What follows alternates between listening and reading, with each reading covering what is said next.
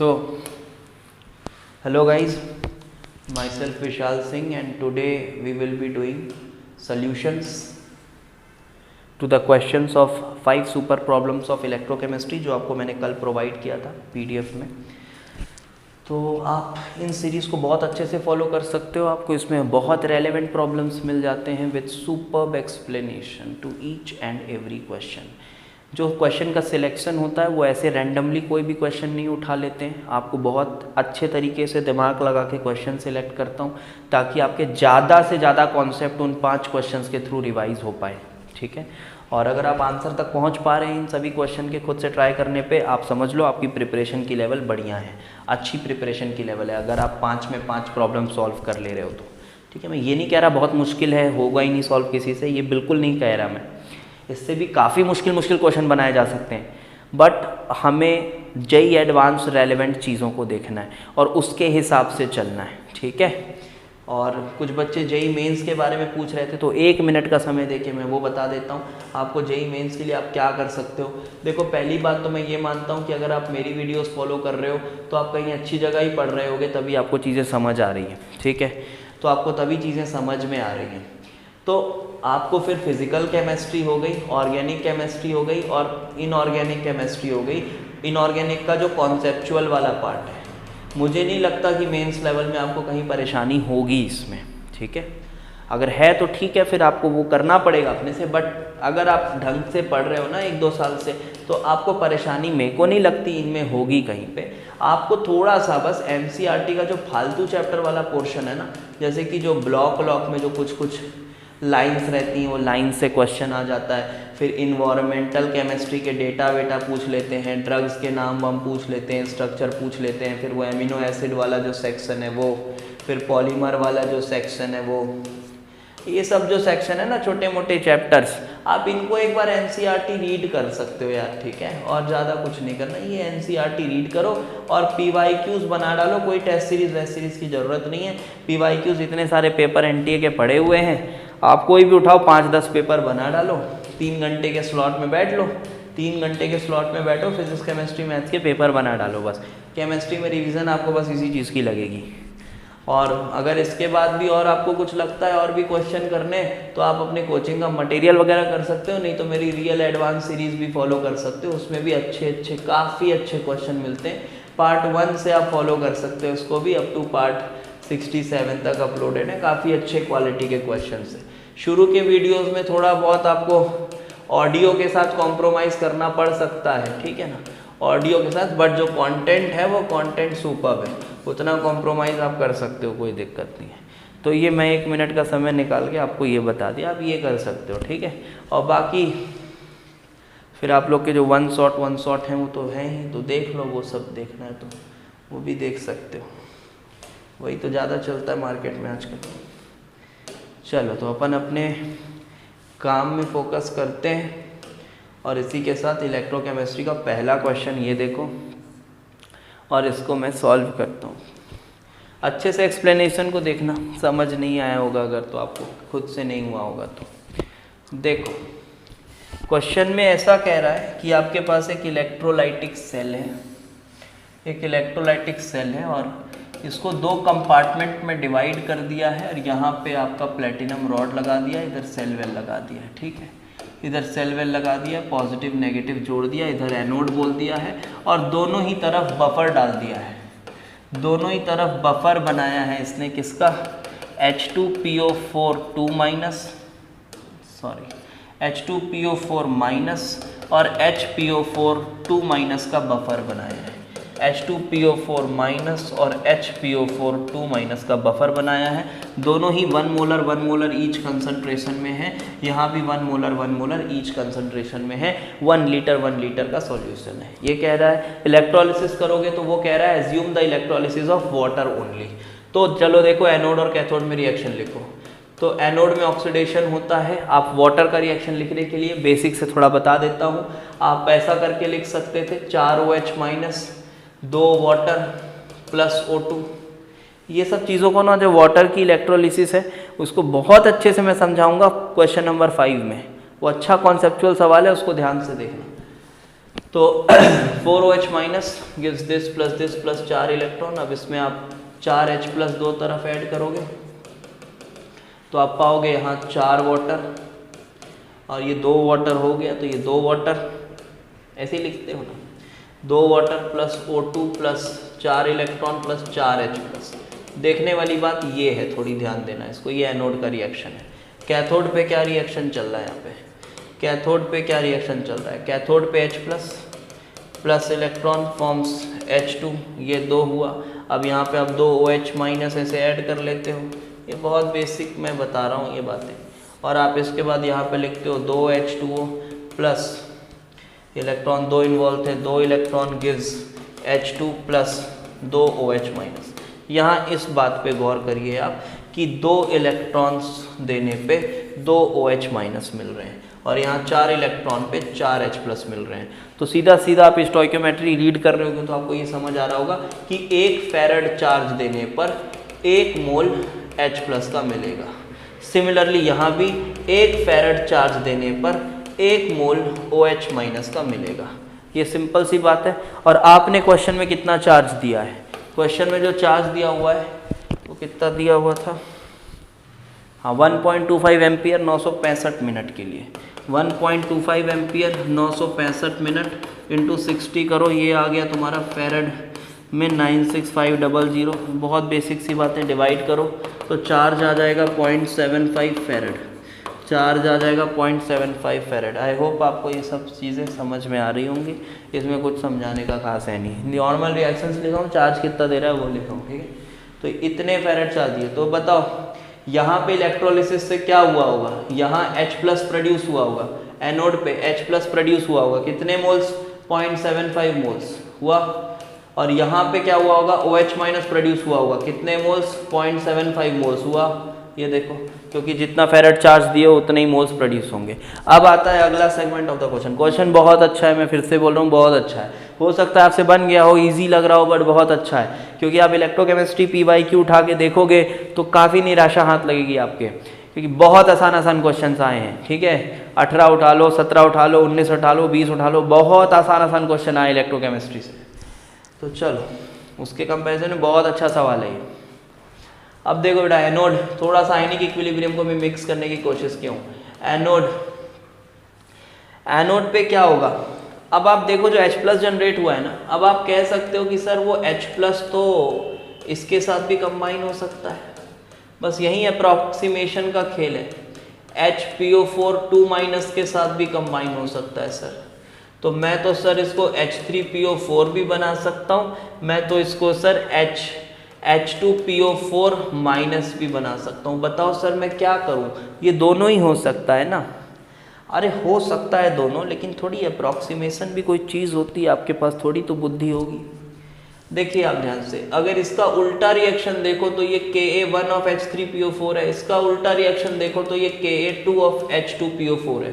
तो इसका उल्टा देखो तो 1/Ka1 है, और अगर इसका देखो आप तो ये इसका इक्विलिब्रियम कांस्टेंट 1/Ka2 है। अब आप मुझे एक बात बताओ, Ka1 और Ka2 में कौन बड़ा होता है? ऑब्वियस सी बात है Ka1 बहुत बहुत बड़ा होता है। तो अगर ये बहुत बहुत बड़ा है ना, तो इसकी इक्विलिब्रियम कांस्टेंट काफ़ी छोटी है। तो ये रिएक्शन और ये रिएक्शन का जब कंपटीशन होगा तो डोमिनेट कौन वाला करेगा? नीचे वाला करेगा। बहुत बेसिक सी बात। तो ऊपर वाले रिएक्शन को क्या करूँ? इग्नोर कर दूँ? कर दो, बिल्कुल इग्नोर कर दो। नीचे वाले रिएक्शन को देखो, क्या है ये? HPO4 2 माइनस ने लिया H प्लस, और H प्लस लेके बनाया H2PO4 माइनस, ठीक है। कितना H प्लस आया? 0.75, और ये 1 मोलर, तो ये क्या होगा? 0.25, ये हो गया खत्म। और ये कितना था पहले?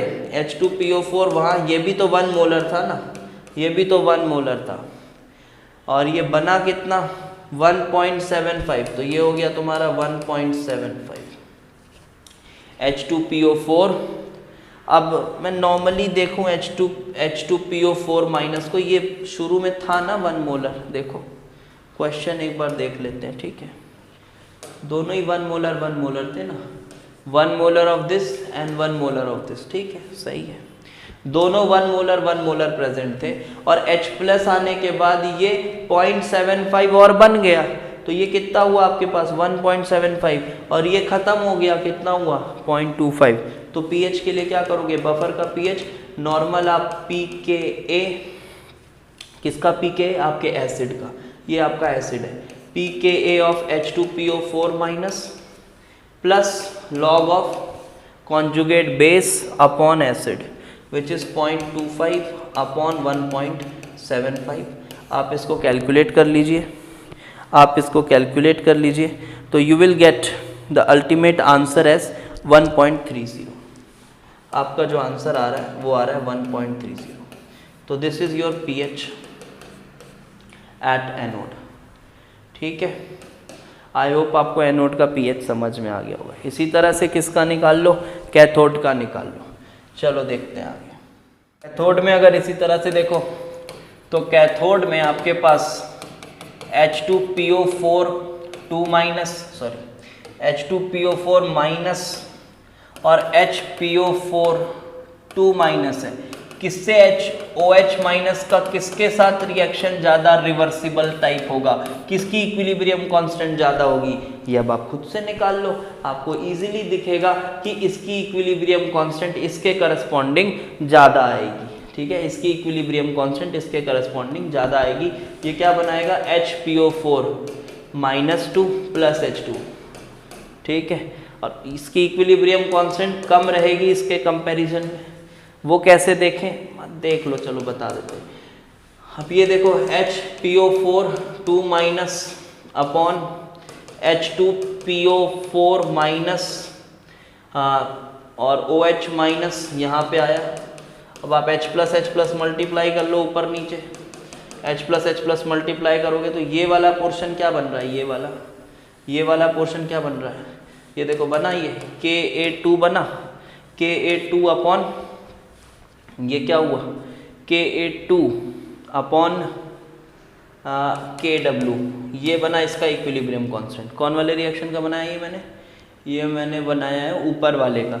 और इसी तरह जब इसका बनाओगे तो ये इसका क्या बनेगा, Ka3 अपॉन Kw। अब आप खुद ही समझ लो Ka2 और Ka3 में कौन बड़ा होता है, ऑब्वियस सी बात है यार, Ka2 बहुत बड़ा होता है Ka3 से।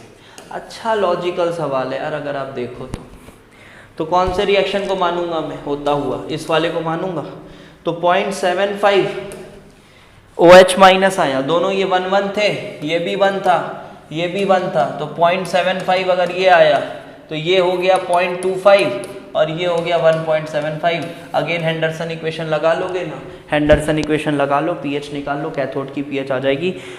तो ये पीएच आ रही है कैथोड में 3 आ रही है, तो एनोड पे 1.30 आ रही है और कैथोड पे 3 आ रही है।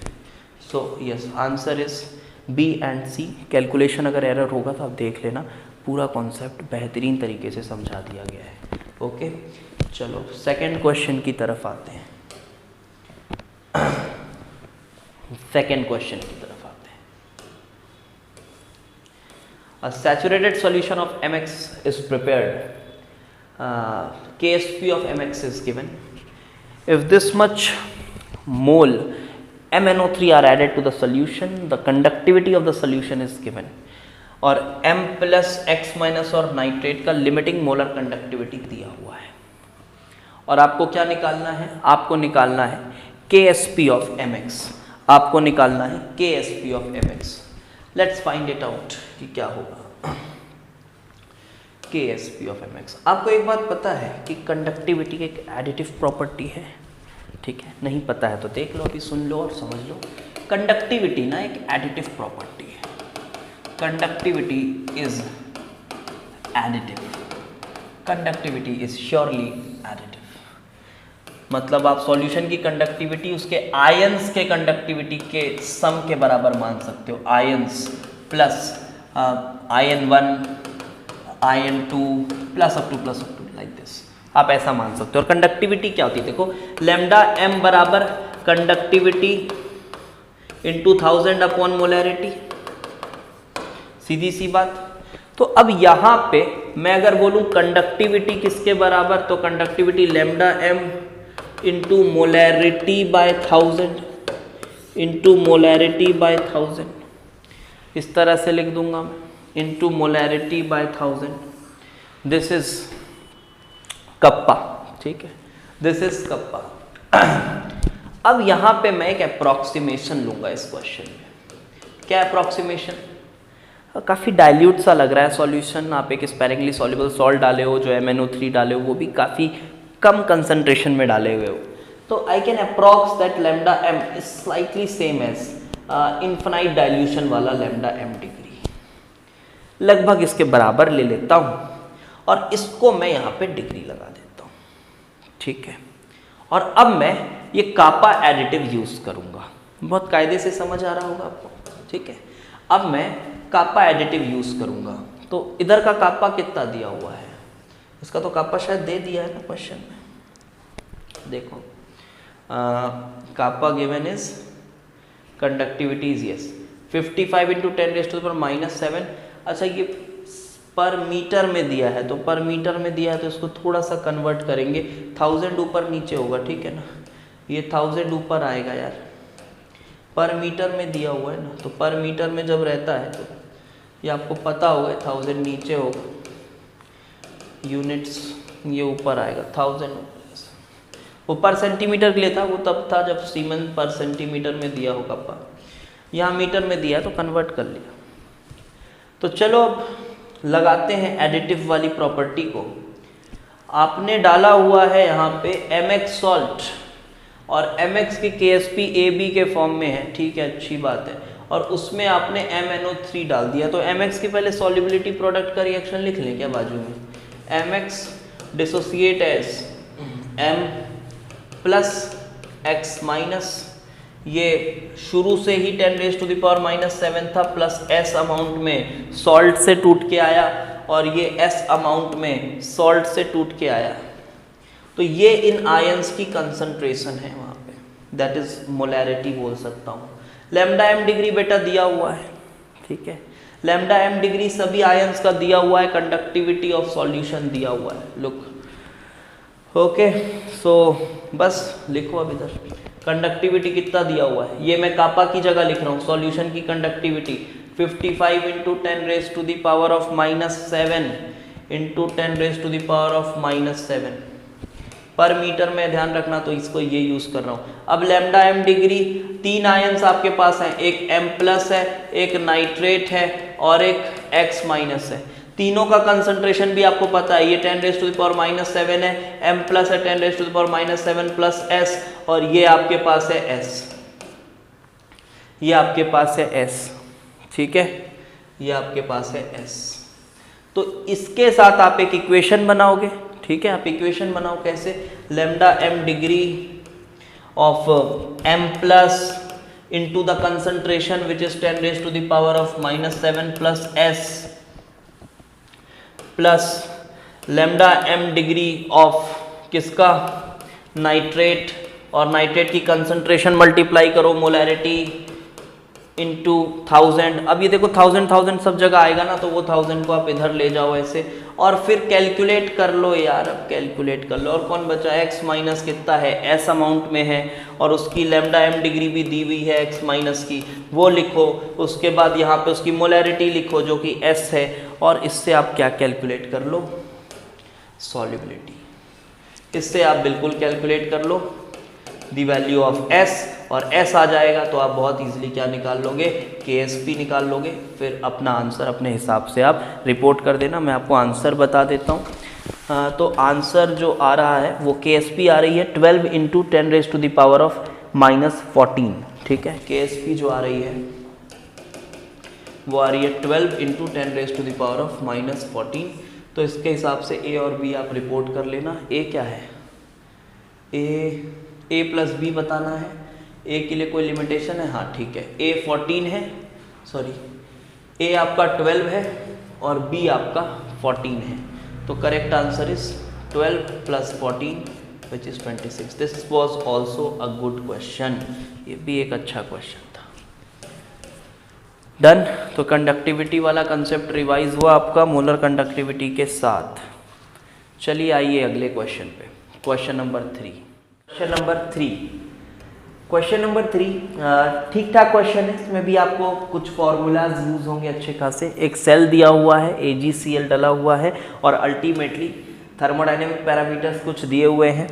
अलग अलग टेम्परेचर में E का वेरिएशन बता रहा है। 15 डिग्री पे E इतना है, 15 डिग्री पे इतना है और ये 35 डिग्री पे 0.21 है। और ये सेल आपके पास है।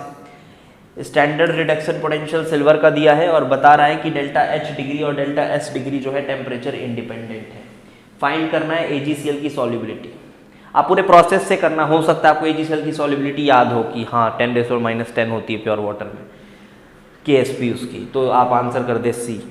वैसे मत करना है, प्रोसेस को समझो, अपन प्रोसेस रिवाइज करने के लिए चीज़ों को कर रहे हैं, ठीक है। चलो देखो, तो सबसे पहले तो मैं एक काम करूँगा कि मैं सेल रिएक्शन लिखूँगा। पहले तो सेल रिएक्शन कैसे लिखोगे, यहाँ पे इजी है सेल रिएक्शन लिखना। चलो लिख लेते हैं एक बार। कैथोड पे आपका देखो, यहाँ पे कैथोड पे रिडक्शन हो रहा है, तो रिडक्शन हो रहा है Ag+ का। Ag+ इलेक्ट्रॉन खाया, इलेक्ट्रॉन खा के Ag बनाया। अब Ag+ कंज्यूम हो रहा है तो AgCl जो होगा वो टूटेगा और Ag+ और Cl- देगा, ठीक है। AgCl टूटेगा क्योंकि Ag+ कंज्यूम हुआ तो AgCl टूटा। तो ये सेल रिएक्शन कैथोड का क्या बन रहा है, Ag+ हटा, ये बना AgCl plus electrons gives Ag+ Cl-। यहाँ पे 2 मल्टीप्लाई कर दूंगा लाइक दिस, सो दैट मेरा जो एनोड वाला रिएक्शन है उसके साथ में इलेक्ट्रॉन्स को काट सकूं। एनोड वाला रिएक्शन कुछ ऐसा है, फॉर्म्स H2, यहाँ 2 यहाँ 2। और अब मैं इसके साथ, एनोड में क्या हो रहा है, उल्टा लिख दिया यार। एनोड में क्या हो रहा है, ऑक्सीडेशन हो रहा है। H2 is getting converted to H+, समझ लो। H2 is getting converted to H+, H2 converted to H+ plus 2 electrons like this, and now I will add up these two reactions। तो मेरा फाइनल जो cell reaction बैठ रहा है आके, वो आप देख सकते हो। आप इनको ऐड करो तो आपके पास फाइनल सेल रिएक्शन आ गया, फाइनल सेल रिएक्शन है। अब देखो डेल्टा S डिग्री, मेरे को यहाँ पे ये डेल्टा E पता चल रहा है और डेल्टा T पता चल रहा है, तो सीधा सीधा हिंट है, आप डेल्टा S डिग्री निकाल सकते हो। टेम्परेचर कोएफिशिएंट का रिलेशन आपने पढ़ा होगा थर्मोडायनेमिक्स ऑफ अ सेल के अंतर्गत, तो वहां से आप सीधा NF dE/dt यूज कर लीजिए और ये यूज करके आप डेल्टा S डिग्री निकाल लीजिए। आ गया यहां से डेल्टा S डिग्री, ठीक है। मैं कैलकुलेट नहीं कर रहा, डेल्टा S डिग्री आ गया, जी हाँ आ गया। अच्छा, डेल्टा S डिग्री आ गया है तो डेल्टा H डिग्री पता अगर हम कर ले तो भी काम हो जाएगा ना, क्योंकि डेल्टा H और डेल्टा S निकालना जरूरी है, क्योंकि क्वेश्चन में बोला है कि वो टेम्परेचर के साथ इंडिपेंडेंट है। तो एक काम करो, डेल्टा H डिग्री कैसे निकालोगे, बहुत सीधा सा तरीका है। आप कंसिडर करो पहला वाला केस, ये 15 डिग्री वाला। तो 15 डिग्री पे आपको EMF पता है, तो आपको डेल्टा G डिग्री भी पता है, -NF डिग्री सेल्सियस, ये पता है ना आपको। किस टेम्परेचर पे, 15 डिग्री सेल्सियस पे डेल्टा G डिग्री पता है। तो 15 डिग्री सेल्सियस पे डेल्टा G डिग्री पता है, डेल्टा S डिग्री टेम्परेचर के साथ चेंज नहीं हो रहा है, तो आप डेल्टा H डिग्री निकाल लोगे ना। Delta G degree is equal to delta H degree minus T delta S degree का यूज करो और यहाँ पे टेम्परेचर को 15 डिग्री सेल्सियस के हिसाब से चलाओ, तो आपको डेल्टा H निकल के आ जाएगा, क्योंकि डेल्टा G आपको मिल चुका है। तो आपके पास डेल्टा H भी है, आपके पास डेल्टा S भी है, दोनों चीजें आपके पास आ गई, दोनों चीजें आपके पास आ गई। और वो टेम्परेचर, किसी भी टेम्परेचर के साथ वो सेम वैल्यू यूज कर सकते हो, चेंज नहीं हो रहा टेम्परेचर के साथ, ऐसा क्वेश्चन में बोल दिया है। तो चलो ठीक है, डेल्टा H डेल्टा S दोनों ही आ चुका है। अब यहां जो क्वेश्चन बोल रहा है, वो क्वेश्चन बात कर रहा है 25 डिग्री सेल्सियस। तो 25 डिग्री सेल्सियस पे हमको सॉल्युबिलिटी चाहिए। तो 25 डिग्री सेल्सियस पे क्या काम कर सकते हैं अपन, तो एक काम करो, उसी सेल रिएक्शन की जो मैंने पीछे लिखा था उसका डेल्टा G तो निकाल सकते हैं ना, 298 केल्विन पे डेल्टा G डिग्री। कैसे, delta H degree minus T delta S degree, और ये दोनों अभी बताया मैंने नोन है, तो ये डेल्टा G डिग्री आ जाएगा और डेल्टा G डिग्री को माइनस NF डिग्री सेल से आप रिलेट कर दोगे, माइनस NF डिग्री सेल से रिलेट करोगे तो इससे E डिग्री सेल आ जाएगा एट 25 डिग्री सेल्सियस।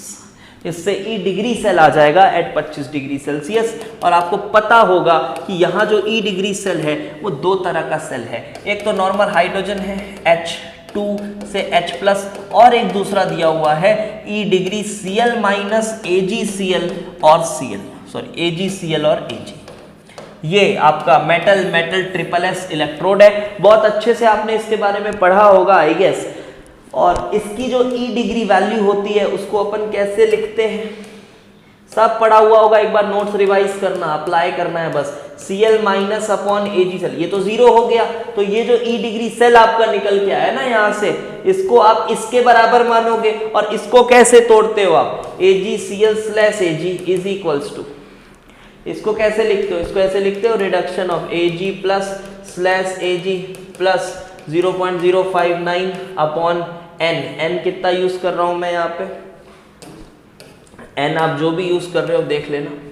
n अपन क्या यूज कर रहे हैं, 2 यूज कर रहे हैं, उस इक्वेशन को देखो और यहाँ पे लिखो log Ksp, यही है इक्वेशन, इसका यूज करो और इसका यूज करके अब क्या निकाल लो यहाँ से Ksp, और Ksp निकल जाएगा। देखो ये अपनी ई डिग्री मिल गई ना यार, इस हाफ सेल की ई डिग्री मिल गई, कंप्लीट सेल की ई डिग्री मिली, और ये कंप्लीट सेल की ई डिग्री इस हाफ सेल के ई डिग्री के बराबर है। फिर आप अपने हिसाब से n जिस तरह से आपने इलेक्ट्रॉन लिया आप यूज कर लो, और उसके बाद आप यहाँ से फाइंड कर लो क्या, Ksp आपकी आ जाएगी 10⁻⁻10, तो इससे सॉलिबिलिटी आ जाएगी 10⁻⁻5। तो ये असली तरीका है, आप इस तरह से कर सकते हैं। आप अपनी नोट्स में ना ये वाले पोर्शन को अच्छे से रिवाइज एक बार ज़रूर कर लेना कि इसको अपन ऐसे कैसे लिखते थे, ठीक है, नोट्स में आपके लिखाया गया होगा, आप इसको डिटेल में पढ़ लेंगे, मेटल ट्रिपल S का case. Okay, so in this way हमारा ये क्वेश्चन भी ख़त्म होता हुआ। अब हम मूव ऑन करते हैं चौथे क्वेश्चन की तरफ। सॉरी एक सेकेंड, एक सेकेंड,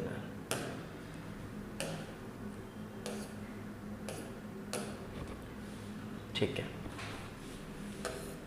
फोर्थ क्वेश्चन, ये देखो एक PYQ है, ये एक PYQ है 2018 JEE एडवांस्ड।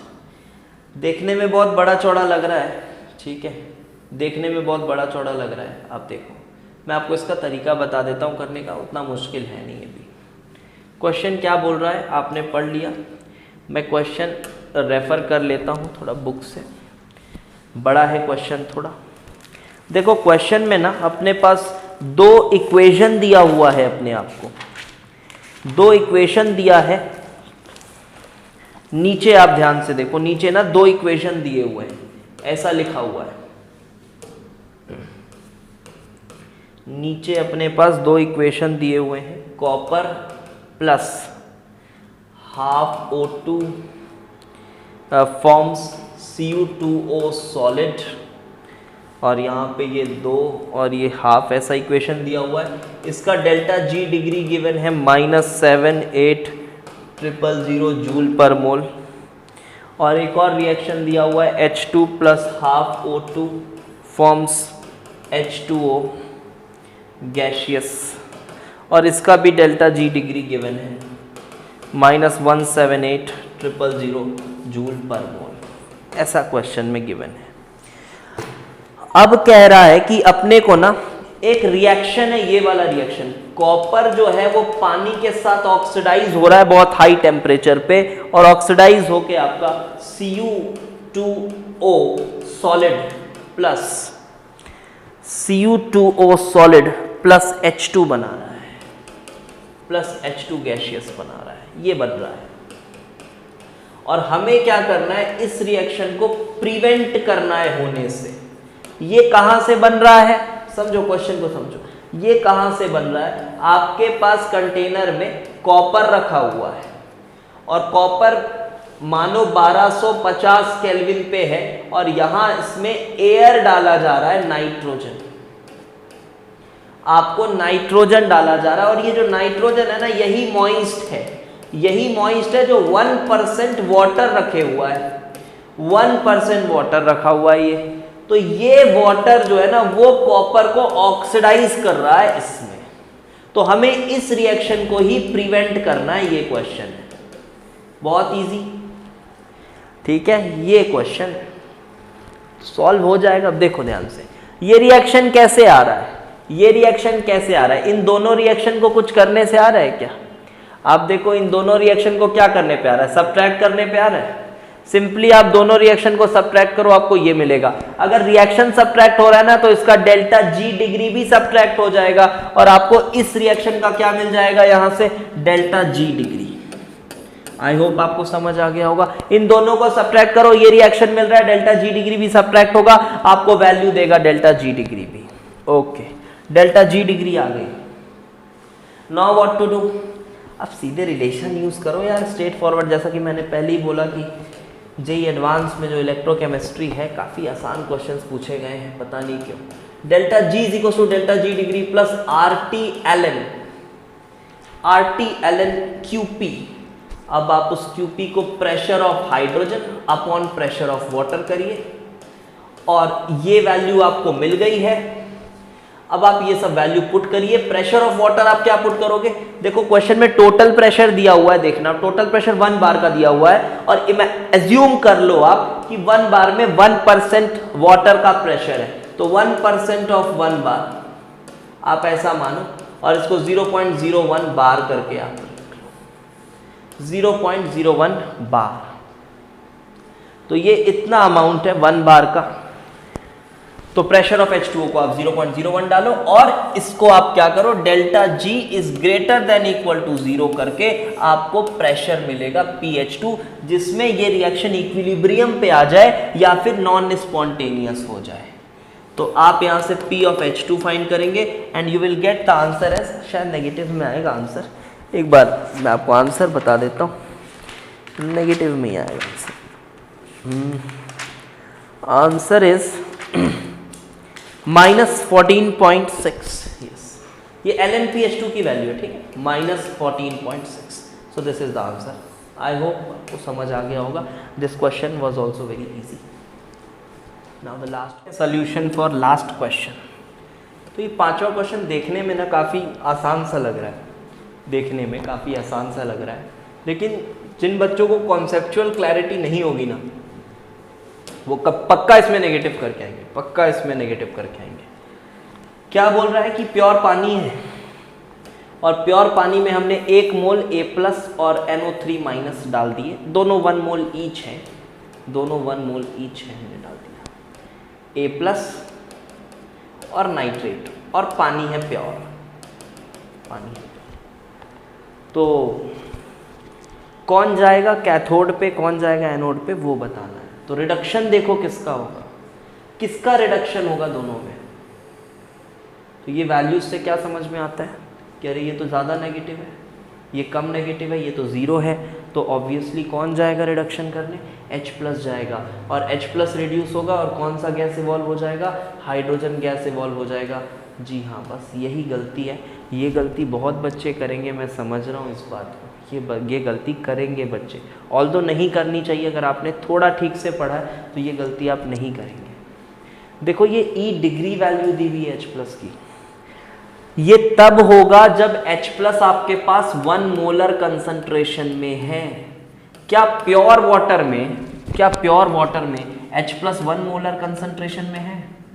तो क्या इस डेटा के साथ आप इसका कंपैरिजन कर सकते हो? ऑफ कोर्स नहीं कर सकते, क्योंकि प्योर वाटर में 1 मोलर कंसंट्रेशन पे नहीं है H+। तो फिर प्योर वाटर में कौन सा डेटा उठाएं? क्या उसको डिराइव किया जा सकता है? जी हाँ, उसको डिराइव किया जा सकता है। चलिए देखिए, तरीका समझिएगा अच्छे से। तो हमें यहाँ पे ऐसा मानना होगा कि हम ये जो प्योर वाटर है इसमें 1 मोल H+ तो है नहीं, तो 1 मोल H+ कहाँ से आएगा? मान लो कि पानी से ही टूट के 1 मोल H+ और 1 मोल OH- आ रहा है। हाँ, ये एक नॉन स्पॉन्टेनियस प्रोसेस है, इसीलिए जो E वैल्यू आएगी ना हमारी, E रिडक्शन ऑफ वाटर आएगा ना, जो इस रिएक्शन का E रिडक्शन वैल्यू आएगा वो 0 से भी कम होगा, मतलब वो नेगेटिव होगा, वो वैल्यू नेगेटिव होगा, क्योंकि हम यहाँ मान रहे हैं कि 1 मोल H+ हम पानी से निकाल रहे हैं। देखो कॉन्सेप्ट को समझो, 1 मोल H+ हमने पानी से निकाला। मैं बहुत डिटेल में इसको पढ़ा सकता हूँ, बट फिलहाल मैं क्वेश्चन ओरिएंटेड हूँ, थोड़ा इस क्वेश्चन में जितनी ज़रूरत है उस पर ही जाऊँगा। ये मैंने इससे निकाला और फिर मैंने इस H+ का रिडक्शन कराया, ये मैंने H+ का रिडक्शन कराया, यहाँ 2 कर दो, ये रिडक्शन कराया। तो जो कंप्लीट रिएक्शन जो बनी है वो कंप्लीट रिएक्शन क्या हुई है, देखो यही तो लिखते हो आप, reduction potential of water plus 2 electron H+H+ काट दिए gives 2 OH minus plus H2। ये रिडक्शन पोटेंशियल ऑफ वाटर। अब ध्यान से समझना, इसकी वैल्यू आप कैसे डिराइव करोगे, इसकी ई डिग्री कैसे निकालोगे आप इसकी डेल्टा जी डिग्री यहाँ से निकालोगे, किससे, माइनस RT ln KW², ये यूज़ करोगे आप, बहुत बेसिक सी बात है।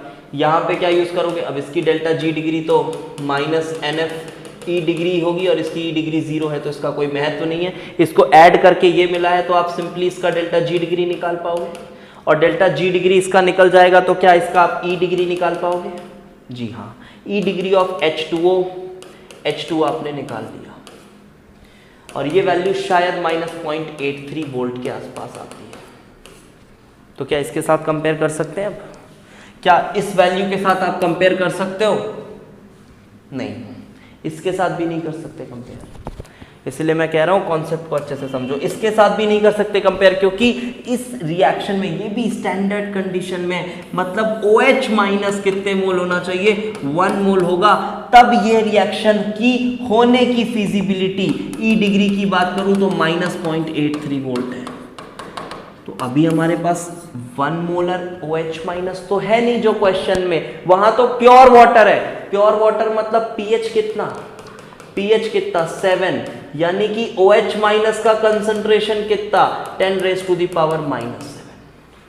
तो अब आपके पास इस रिएक्शन की ई डिग्री है, तो अब आप इस रिएक्शन का ई सेल निकालो when OH minus is 10⁻⁻⁷। Simply Nernst equation को यूज करो, तब आपको वैल्यू आएगी किसकी, EH2O/H2 की एट pH 7, ये वैल्यू आएगी और ये वैल्यू होती है शायद -0.4 के आसपास कुछ आती है। आप ये नस्ट इक्वेशन लगाओगे आपको निकल के आएगा। This is the actual concept, और डिटेल में पढ़ा सकता हूँ इसको, बट इतना काफ़ी है JEE एडवांस के लिए। चलिए देखिए, तो ये वैल्यू आएगी -0.4। अब इसके साथ कंपेयर कर पाना वैलिड होगा। तो बताओ मुझे, वाटर के जाके रिड्यूस हो जाने की पोटेंशियल -0.4 है और यहाँ A+ के रिड्यूस होने की पोटेंशियल कितनी है, -0.2 है। तो कौन जाएगा, जी हाँ, A+ जाएगा, वाटर नहीं जाएगा।